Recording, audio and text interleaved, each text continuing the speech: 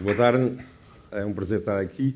Eu venho já uma dúzia e meia de vezes à Madeira e não me canso de vir. Quando me convidaram para vir, eu não sabia bem o que é que era, nem sequer sabia o que era um TED Talk. Digo a verdade, não sou de outra geração, de outro milénio.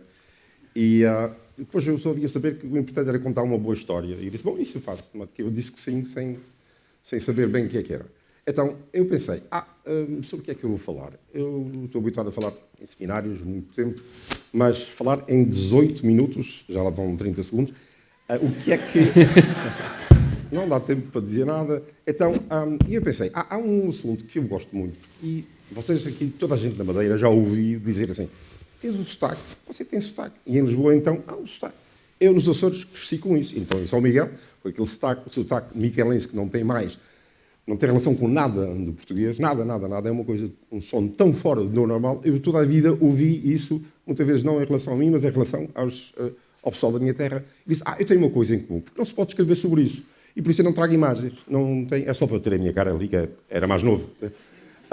Mas eu não trago imagens porque eu vou falar sobre sons, e portanto, sons não se pode escrever sobre eles. Um dia fui convidado por uma amiga minha, que é professora de literatura comparada, professora na Universidade de Lisboa, para eu falar sobre literatura oral. E eu resolvi ir falar sobre histórias que só têm jeito, só valem se a gente as conta oralmente, porque vivem do som, das expressões e de gestos. Eu levei 2 horas e tal com os alunos a falar, a contar. E alguém disse-me assim, você devia escrever isso. Eu disse, não se pode. Porque eu fui para aqui contar oralmente histórias que não podem ser escritas. Bom, então essa questão do sotaque sempre me interessou, porque as pessoas têm sempre a ideia de que, o sotaque é o outro é que tem, eu não tenho. Há aquela magnífica história do Stevens, que diz que, conta assim, é um peixinho que vai na água, o peixe pai vai com o peixe filho nadando, e vem para cima, na direção contrária, um outro peixe. E o pai pergunta ao peixe, ao outro peixe que vem para cima, diz, que tal está a água? E diz o outro, está boa, está boa. E o peixinho filho diz assim, papá, o que é água? Então, o sotaque é assim, a gente não nota que tem. A gente fala normalmente. A minha pátria é a minha língua, um indivíduo da Camacha fala, sempre foi assim. Só nota depois quando vai ouvir os outros. Mas o normal é, por exemplo, as línguas, os sons são assim. A gente tem uma língua, é falada por um grupo grande de pessoas, e se nós fizéssemos um registro no ecrã de um computador, os vários sons, aquilo que a média, o som médio é o que a gente diz que é o normal. O normal é o que a gente se habitua e não choca o ouvido. Quando alguém tem um som assim, muito para cima ou muito para baixo, diz, E então, o que é normal é que virou a norma. Não está escrito em parte nenhuma, normalmente em Portugal a norma era ditada Coimbra. Coimbra é que fala bem. Porquê? Porque fala um som médio, não é muito à transmontana nem algarvio, e toda a gente, e depois, como ainda por cima, os professores catedráticos de Coimbra não vão dizer quem sabe falar é o Algarve, então dizem é Coimbra. Então pronto, então a gente de Coimbra é que fala bem, etc. Bom, enfim, portanto, a ideia é, o sotaque é o outro, e eu costumava, contra essa ideia, eu costumava dizer assim, toda a gente tem sotaque, menos os mudos. E eu hoje corrijo isso porque há 35 anos aconteceu uma história. Eu publiquei recentemente um livro chamado A Obsessão da Portugalidade e tem vários capítulos sobre a língua. E tento desfazer alguns mitos que as pessoas têm sobre as línguas. Acham que a língua é assim, a língua é assada, e que as pessoas são assim por causa da língua. E o que eu procuro dizer é que não é assim, não. A língua é assim por causa daquilo que nós somos. Eu vou tentar explicar isso nos poucos minutos que me faltam. Um dia, eu leciono uma cadeira no Estado. Eu fui para a América com 25 anos. E, portanto, uma das coisas que acontece, e eu vou tentar explicar porquê, quando as pessoas imigram a adultos e aprendem uma língua nova, aprendem-na com sotaque. E faz parte daquilo que eu quero explicar aqui, isso do sotaque, como é que é. Então, eu, nessa aula, não tenho tempo para explicar como é que isso é, mas eu costumava... um aluno veio ter comigo antes da aula, antes do curso começar, perfeitamente normal, um ar atleta, e ele vem e começa a falar comigo, eu vou imitá-lo, não para fazer pouco dele, mas para vocês verem como é que ele falou comigo. Ele disse-me assim, em inglês, ele diz, I am coming to ask you permission to take your course. Eu venho aqui pedir ao senhor a autorização para fazer o seu curso. E ele continuou a explicar e ele disse que ele era surdo-mudo. Ele disse, quando nasceu, depois vinha saber mais tarde qual era a história, havia uma incompatibilidade sanguínea entre o pai e a mãe, depois teve que haver uma transfusão de sangue. A transfusão de sangue, hoje já não se faz isso, naquela altura faz a transfusão de sangue, complicou a questão e ele teve, completamente perdeu, afetou os nervos e ele perdeu a audição e a fala. A mãe nunca deixou o miúdo aprender a linguagem gestual, nunca quis só que ele aprendesse a ler lábios. O miúdo aprendeu a ler lábios e veio para a universidade perfeitamente normal até abrir a boca. Então, ele não ouvia nada, ele diz que um telefone tinha uma luz vermelha. Quando ele via a luz vermelha, sabia que alguém queria falar com ele. Então, ele mandava uma mensagem. Isso antes dos telemóveis. Hoje seria muitíssimo diferente e hoje a vida para ele é muitíssimo diferente por causa dos telemóveis. Bom, então, o Eric Shapiro, disse-me, é preciso que o senhor dê autorização para um aluno, um note-taker que venha comigo para as aulas tomar nota, e das coisas que eu não percebo, para depois me explicar, é preciso que o senhor dê autorização para ele vir, mas também mais, era bom que o seu professor não não voltasse muito a cara para o quadro, porque quando o senhor vira a cara para o quadro, eu não posso ouvir nada. Disse, olha, o note-taker pode vir à vontade quando virar a cara para o quadro. Eu vou tentar, mas isso não é fácil. Mas aquilo que você perder na aula não tem problema nenhum. Todas as vezes que for preciso, depois da aula, nós encontramos-nos e passo 10 minutos, 15 minutos, o que for preciso. Bom, vou para a aula, primeira aula do ano, a rapaziada na aula, em inglês, claro, e acabo e vou ter com o Eric. E disse, Eric, então que tal foi? E ele diz-me assim, foi, bom, não tive quase problema nenhum, só tive um bocadinho de problema com o seu sotaque. Ok,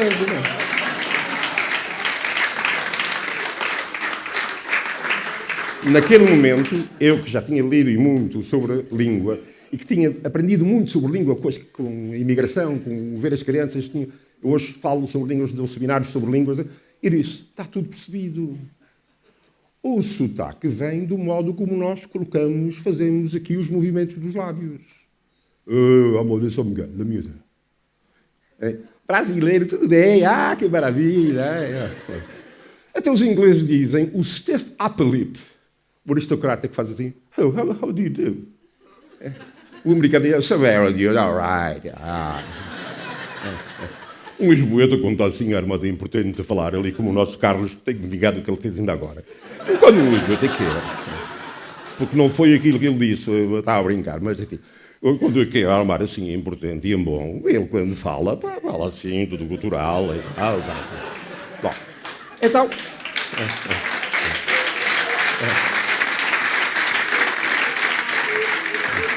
Então, é isso. Mas a questão é que não é só os lábios, é a cara toda.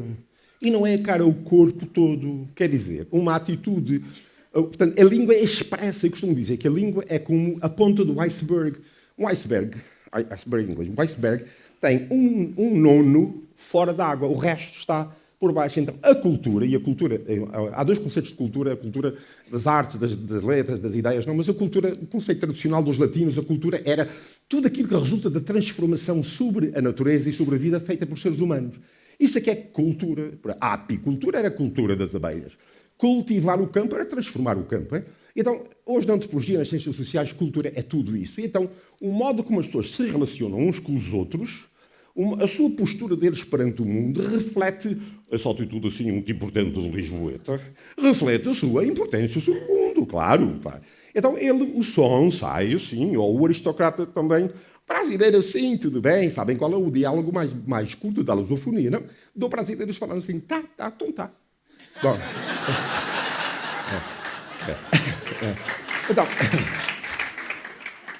Então, aqui é a ponta final.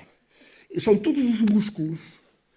E se repararem, nós, por exemplo, as pessoas do campo, isto agora com a globalização nós influenciamos muito uns aos outros, com a televisão, com as viagens, mas se alguém não sai da sua terra, quanto mais tempo fica na sua terra, mais os músculos que nós usamos são usados da mesma maneira numa terra, diferentemente da outra terra, e a gente já percebe que ele tem cara de português, aquela micalense. Eu sei, um micalense como ele, eu à distância sei se for um genuíno da terra. Porque depois as pessoas fazem como eu, tentei falar um pouquinho à lisboeta para não estar sempre com o sotaque. Enfim, bom. Mas então, Isso, quando se diz, por exemplo, os italianos. Os italianos são assim porque têm uma língua cantante. Não, os italianos, porque são assim, falam cantando e criaram uma língua cheia de vogais. Os alemães são... Não é a língua que faz os alemães, foram os alemães que criaram aquela língua com... A língua deles é assim. E o inglês também. Enfim. Então, portanto, a ideia central, olhar para o relógio, é o som. Os sons vêm daqui, mas todo o suporte apoia isso. Portanto, essa ideia... e agora, o que é que acontece com as crianças? Eu já fui sempre falando dessas coisas nas aulas e com amigos, etc., mas nunca escrevi sobre isso também, nunca fiz nenhuma conferência, nunca me convidaram para um TED Talk. E então, eu fui sempre dizer que nós sabemos hoje, pelas ciências cognitivas, como é que funciona várias coisas, e eu vou fazer, antes disso, um pequeno parênteses, que é, nós hoje sabemos, os seres humanos são completamente diferentes dos animais.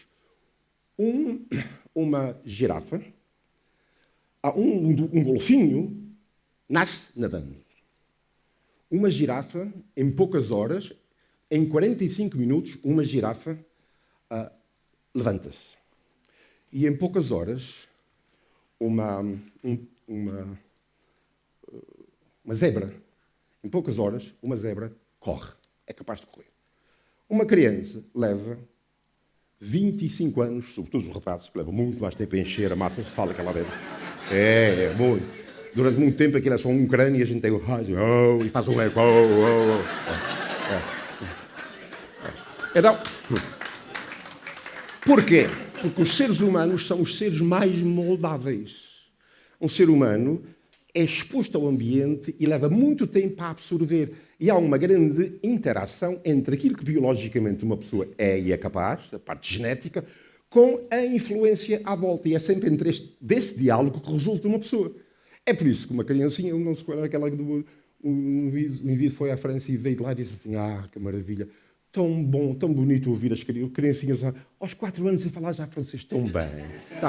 Pois, qualquer criança, um chinês que nasce em Nova Iorque, cresce num ambiente nova-iorquino e eu tenho alunos que são asiáticos e eles são totalmente americanos, do modo como falam, porque eles absorvem, as crianças absorvem. Mas, hoje, e eu posso falar disso à vontade agora, há estudos. Eu, outro dia, entrei em contato com um indivíduo, com um médico, que publicou um artigo.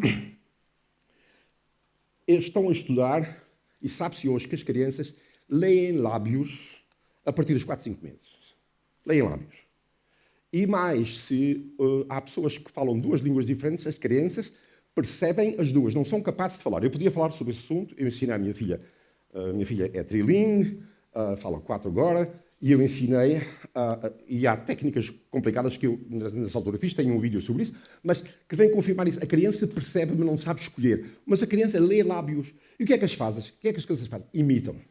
E é assim que as crianças de qualquer sítio do mundo falam imitando. Não é o sotaque dos pais, é dos peers, dos amigos, das crianças. Ninguém quer falar como os pais, quer falar como a sua...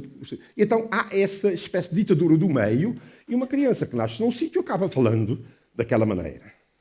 Portanto, é assim que o sotaque vai ficando e vai sendo transmitido, etc. Eu não tenho muito mais tempo e só vou dar uns exemplos com eu tinha aqui uma bateria, uma carga de histórias, sobretudo açorianas, mas há uma amiga minha, já faleceu, infelizmente, uma professora da Universidade dos Açores, porque há muita malta hoje de gente de São Miguel que faz gala, e mesmo também na Madeira fazem gala, e fazem muito bem, de falar com o sotaque da sua terra. Então, ela conta que no continente, na beira, vai a um café e pede um galão e uma carcaça com queijo e tal, e a senhora lá da beira disse assim, mas que sotaque tão esquisito. Ou uma moça do Maranhão, das Capelas, naquele tempo no avião da TAP por Boston, as duas, ela com a irmã, e a hospedeira, eu nunca tinha ouvido falar da moda de Lisboa, e eu era inquieta, mais nova, inquieta para fazer a hospedeira falar, e vai, e a minha irmã diz, não faças, envergonhada, não faço, não. E às tantas, de repente, a irmã distraída e passa a hospedeira, e a miúda diz assim, a menina que fala para a minha irmã se rir.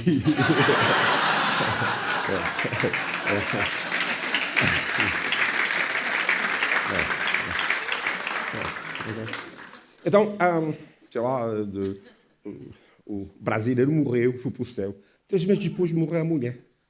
A mulher vai, a mulher entra no céu, assina o ponto, entrou e dá de cara com o marido e diz: querido, espera aí, o contrato foi até que a morte nos separe. O humor usa essas marcas, a gente diz, é real, porque isto é o brasileiro, Eu podia passar a continuar por aqui fora a contar muitas, mas eu tenho que contar uma do André, um indivíduo de São Miguel, onde se gosta muito de Sourada. Da Terceira gosta de Sourada, de São Miguel não gosta nada. Mas há uma resta de estudantes de São Miguel na Terceira, e ele está no palco e pergunta ao pessoal da Terceira, que é tudo doido, Sourada, assim: vocês gostam de imagem de hipismo ou é de touros? E o pessoal todo, todos. E diz ele assim: são da mesma opinião das vacas.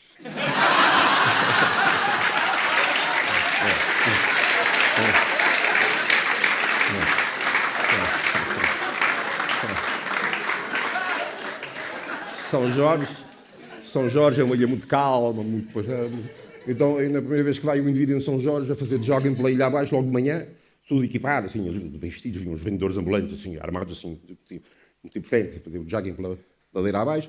Então, o indivíduo já tomava o seu meiozinho de manhã, olha, e diz assim: pô, onde é que eu vou com essa pressa toda? A ilha acaba já aí. E estou quase a chegar ao fim.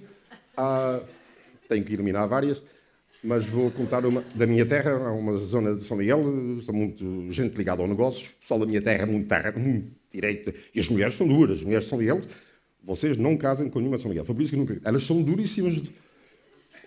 Só tenho uma rapariga de São Miguel em Fall River a dizer-me: casou, no dia a seguir, divórcio. Porquê? O marido, na lua de mel, disse-lhe: tu não és virgem. E ele disse: eu não sou virgem, nem tu és São José, nem a gente veio para aqui, era o meu presente.